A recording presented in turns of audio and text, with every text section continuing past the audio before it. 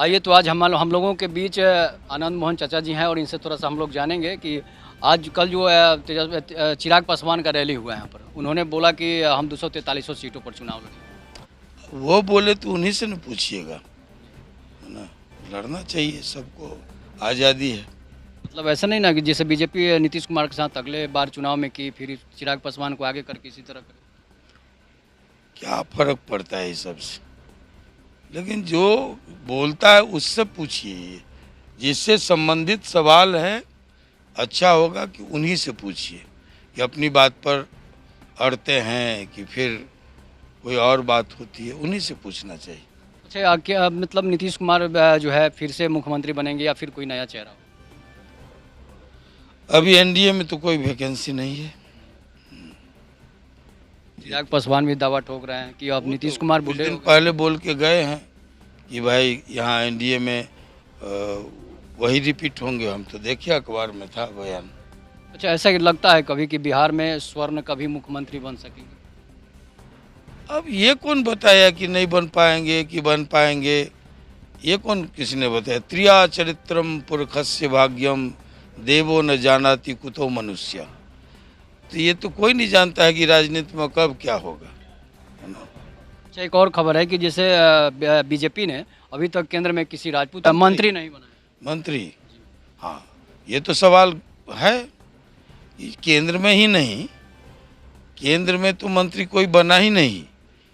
उसके बाद जो राज्य में भी मंत्रिमंडल है, उसमें भी जितना झुनझुना है वो राजपूतों को दिया गया।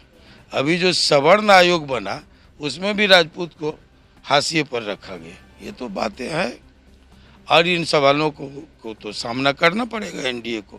तेजस्वी यादव जी जो हैं वो माई बहन योजना चला रहे हैं, क्या मतलब लगता अब माई बहन का सम्मान वो लोग क्या देंगे? ऐश्वर्या घर से निकाली गई, दूसरा जो कुछ हो रहा है वो सबके सामने, इसलिए माई बहन को सम्मान देना हम नहीं समझते उन लोगों के बस की बात है। है? हमारे चैनल के दर्शकों को क्या कहें? देखिए, आप चौथे स्तंभ हैं, नौजवान लोग हैं। ये चार खंभों पर जनतंत्र का महल टिका हुआ है। न्यायपालिका, विधायिका, कार्यपालिका और प्रेस। तो बड़ी वक्त का तकाजा है कि ईमानदारी से आप लोग अपने कर्तव्य पथ पर बढ़िए और जो मीडिया का एक प्रतिष्ठा थी आज़ादी के पूर्व, वो आज बहाल करने की ज़रूरत है। पत्रकार कभी चाटुकार नहीं होते, न ही साहित्यकार कभी चाटुकार होते। ये हर हमेशा इस बात को कि आप जनता की आवाज़ हैं और सत्ता का नहीं, है ना। ये ख्याल रखना होगा कि आप जो सत्ता में हम हों कि कोई हो, शासन में कोई बैठे, है ना, जो उसकी कमियां हैं उसको आईना दिखाते रहने का काम मीडिया का है। उस दिशा में आप लोग आगे बढ़िए। शुभकामना है। वो तो एनडीए में है। कल जो चिराग पासवान का रैली हुआ है यहाँ पर, उन्होंने बोला कि हम 243 सीटों पर चुनाव लड़ेंगे। वो बोले तो उन्हीं से न पूछिएगा, है ना। लड़ना चाहिए, सबको आज़ादी है। मतलब ऐसा नहीं ना कि जैसे बीजेपी नीतीश कुमार के साथ अगले बार चुनाव में की, फिर चिराग पासवान को आगे करके इसी तरह करे।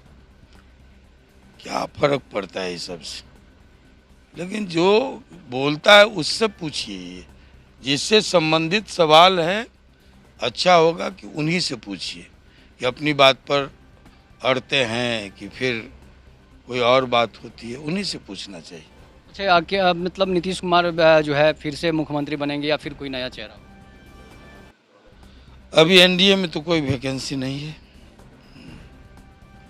चिराग पासवान भी दावा ठोक रहे हैं कि अब नीतीश तो कुमार कुछ बूढ़े दिन हो गए। पहले बोल के गए हैं कि भाई यहाँ एनडीए में वही रिपीट होंगे। हम तो देखिए अखबार में था बयान। अच्छा ऐसा लगता है कभी कि बिहार में स्वर्ण कभी मुख्यमंत्री बन सकेंगे? अब ये कौन बताया कि नहीं बन पाएंगे कि बन पाएंगे?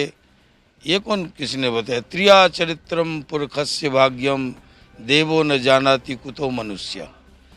तो ये तो कोई नहीं जानता है कि राजनीति में कब क्या होगा, है ना। अच्छा, एक और खबर है कि जैसे बीजेपी ने अभी तक केंद्र में किसी राजपूत को मंत्री नहीं बनाया।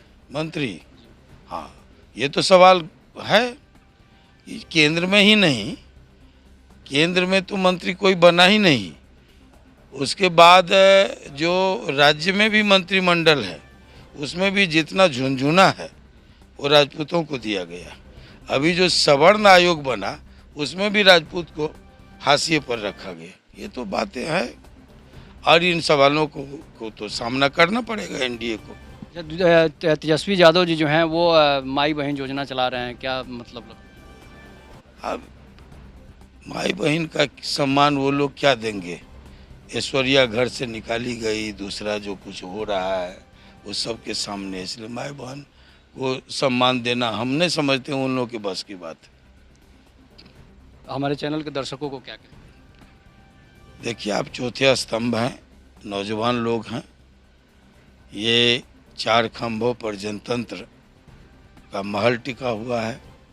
न्यायपालिका, विधायिका, कार्यपालिका और प्रेस।